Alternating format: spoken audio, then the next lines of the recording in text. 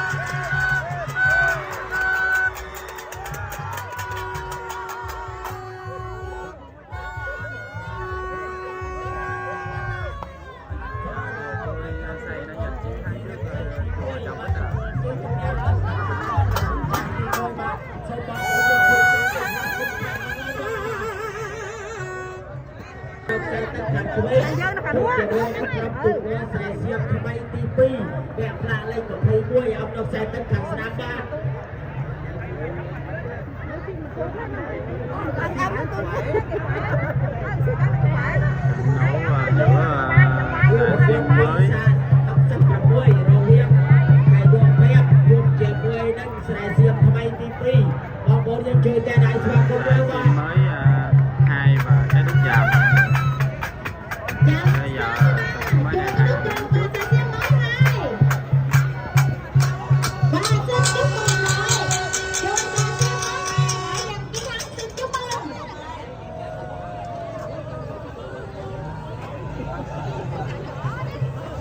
បាទសូមស្វាគមន៍ឲ្យក្រុមទូមួស្រែសៀមថ្មីទី2បានទទួលទីជំនះលើក្រុមទូមួវត្តពេលបាទ Trận 64 diễn ra giữa hai đội Sìa Nha Si Cũ 2 đường đua bên phải គូប្រកួតលើកទី64រវាងក្រុមទូមួកំពង់បោះត្រាចាស់ទី2ពាក់ផ្លាកលេខ14អំណខ្សែទឹកខាងឆ្វេងជួបជាមួយនឹងក្រុមទូមួកាំងរឹកក្រញូងពាក់ផ្លាកលេខ16អំណខ្សែទឹកខាងស្ដាំសូមគោរពអញ្ជើញបងប្អូនយើងជួយតែដៃបាទ Nha Si Cũ 2 và Căng Rích Cà Nhung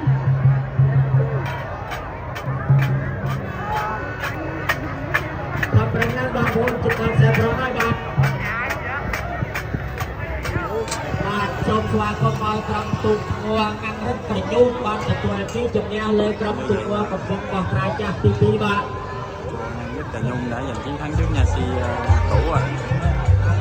Xin chúc mừng đội Căng Rích Cà Nhung đã giành chiến thắng. Trận đấu tiếp theo giữa học viện Nam Tông, Cần Thơ,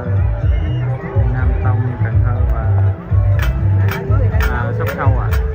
វិទ្យាស្ថានជាមួយនឹងបង្គោលខំប្រឹងឡើងបងប្អូនយើងជិតដល់ខ្សែប្រកបបាទបងប្អូនយើងជួយតែដៃស្វាគមន៍បងកំពុងដៃកំពុងចាត់ឲ្យបងប្អូន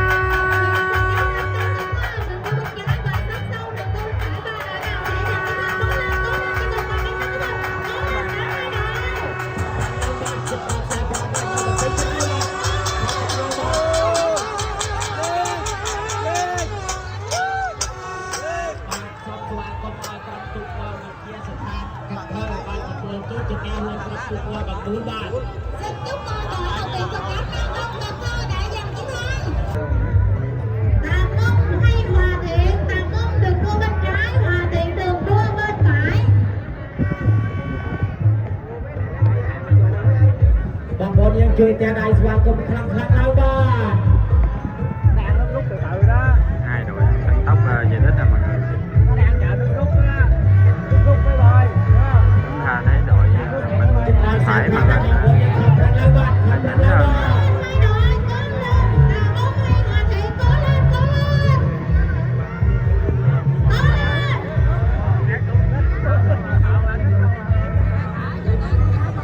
បាទសូមស្វាគមន៍ឲ្យក្រុមទូមួតាមុំបានទទួលជាជំនះលើក្រុមទូ Tà មួ Mông đã giành chiến Xin thắng chúc trước mừng đội Hòa Thiện trường ạ. Tà Mông đã giành chiến thắng trước đội Hòa Thiện. Xin chúc mừng. Trận 67 diễn ra giữa đội Cà Nhung đường đua bên trái và Sông Há đường đua bên phải. គូប្រកួតលើកទីជាមួយនឹងក្រុមទូមួសង្ហាពាក់ផ្លាកលេខ31អំណខ្សែទឹកខាងស្ដាំសូមគោរពអញ្ជើញបងប្អូនយើងជួយតែដៃស្វាគមន៍បាទសូមអរគុណជួយវាទៅជ្រាំដល់បាទទុកលេខ22នោះជួយវាទៅជ្រាំបាទទុកលេខ19នេះក៏ជួយថែក្រោយដល់ Cà Nhung và Sông Há, Cà Nhung đường đua bên trái, Sông Há đường đua bên phải và đội nào sẽ giành chiến thắng. Cố lên, còn vài mét nước nữa thôi, cố lên cả hai đội. ប្រឹងឡើងគូប្រកួតទី2ជិតដល់ខ្សែប្រកបហើយបាទខំប្រឹងឲ្យខ្លាំងឡើងបាទ Cố lên, cố lên. ខំប្រឹងឡើងបាទបាទសូមស្វាគមន៍ឲ្យក្រុមទូមួក្រញូងបានទទួលជ័យជំនះលើក្រុមទូមួសង្ហាបាទ Xin chúc mừng đội Đen Chùa Cà Nhung đã giành chiến thắng. Xin chúc mừng. Và trận cuối cùng ở các vòng bảng diễn ra giữa hai đội Chùa Cà Đung Lớn 2 đường đua bên trái và Chùa Ô Chiên Cung Sa 2 đường đua bên phải. ទី2វគ្គផ្លាកលេខ2អំណខ្សែទឹកខាងស្ដាំកំពុងតែដំណើរការវគ្គជិតដល់ខ្សែប្រកបហើយបងប្អូនយើង Ôi chung đi sao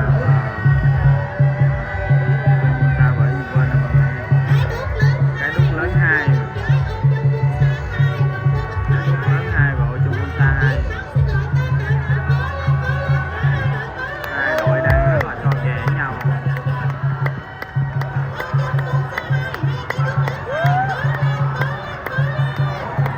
hai đội đang rất là so kè